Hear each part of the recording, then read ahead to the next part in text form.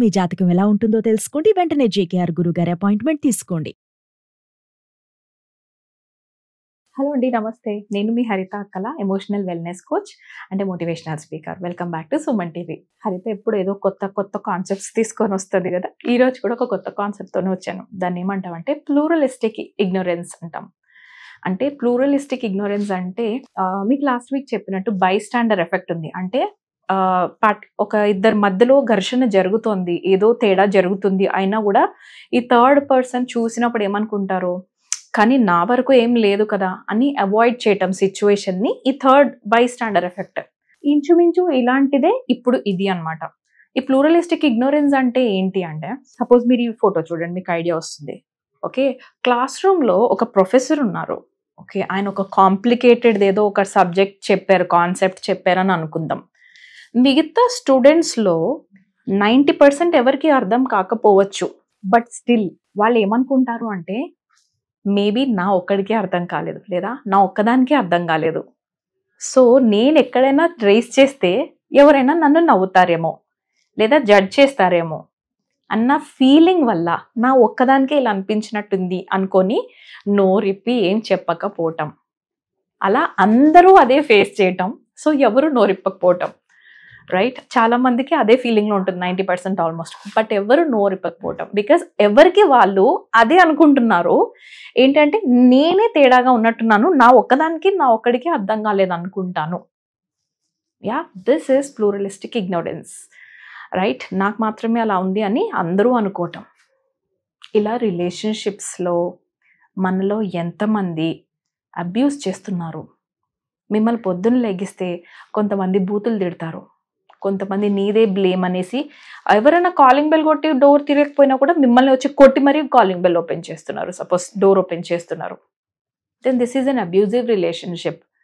మీరు చెయ్యని తప్పుని కూడా మీ మీదకి వేసేసి మిమ్మల్ని అంటున్నప్పుడు మీరు పడుతున్నారు. కానీ మీరు పడుతున్నప్పుడు ఏమనుకుంటున్నారు, మీ కండిషనింగ్ ఏమైంది, అది ఇంపార్టెంట్. ఇలా ఎవరికి వాళ్ళు, పక్కింట్లో వాళ్ళు, ఎదురింటి వాళ్ళు, ఆ ఇంట్లో వాళ్ళు, ఈ ఇంట్లో వాళ్ళు ఎవరు పడటం లేదు.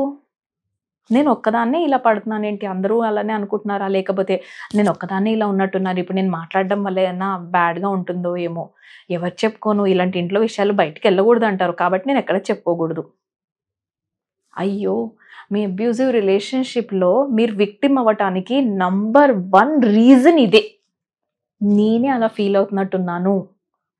దీనికి మోస్ట్ ఇంపార్టెంట్లీ పేరెంట్స్ కూడా పార్టిసిపేషన్స్ చేస్తారండి ఇందులో. ఏంటి అంటే, తెలుసో తెలియకుండానో మీరు కండిషనింగ్ ఏం చేస్తారంటే, ఆడపిల్లలకి వేరే కండిషనింగ్, అబ్బాయిలకి వేరే కండిషనింగ్ జరుగుతుంది.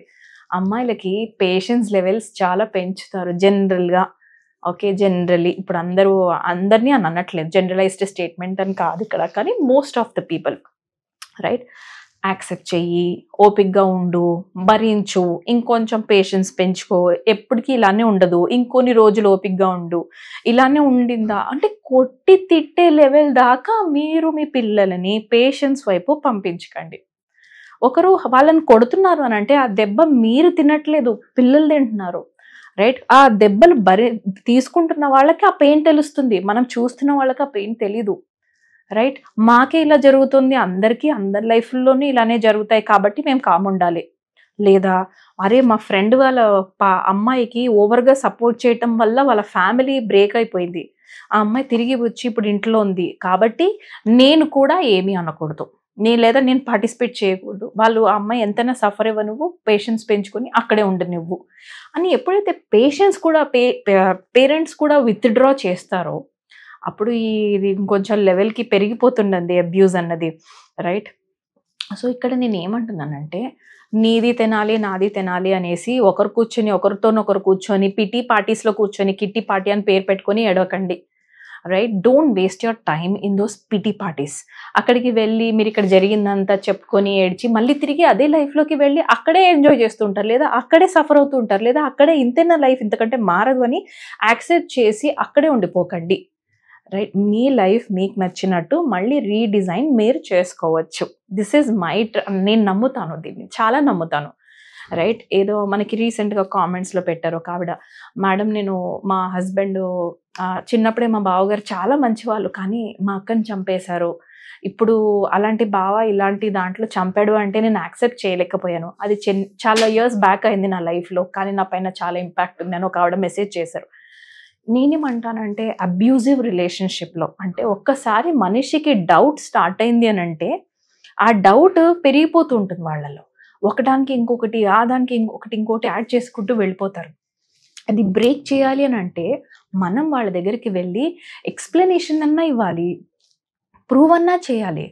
కానీ ఇప్పుడు ఏం చేస్తున్నారు, వేరే వాళ్ళ దగ్గరికి వెళ్ళిపోతున్నారు. ఎవరైనా సాఫ్ట్గా కొంచెం క్వైట్గా కామ్గా ఇంత ప్రేమ చూపిస్తే పడిపోతారు, రైట్? సో బయట ఇంత క్రిటికల్ వాతావరణం ఉన్నప్పుడు వాళ్ళకి డౌట్ రావడము తప్పు కాదు. బట్ అలా అని మన బిహేవియర్ కూడా మనం చూసుకోవాలి కదా. మనం సపోజ్ పేరెంట్స్తోనే మాట్లాడుతున్నామేమో, కానీ మన బిహేవియర్ వాళ్ళకి ఇంకెవరో థర్డ్ పార్టీతో మాట్లాడుతుంది అన్న ఫీలింగ్ మనం ఎందుకు క్రియేట్ చేయాలి? When we don't have anything, be courageous man. మీరు భయపడకండి, భయపడకుండానే ఫేస్ చేయండి. అంతేగాని వాళ్ళకి జరిగింది నాకు జరిగింది అని మీరు వదిలేయద్దు, రైట్? లేదా నాకు ఒక్కదానికే అవుతుంది కాబట్టి నేను మాట్లాడితే నన్ను ఏమనుకుంటారో, నా లైఫ్ ఇంత ఖరాబ్ ఉందని వాళ్ళు ఏమన్నా జడ్జ్మెంట్ చేస్తారో.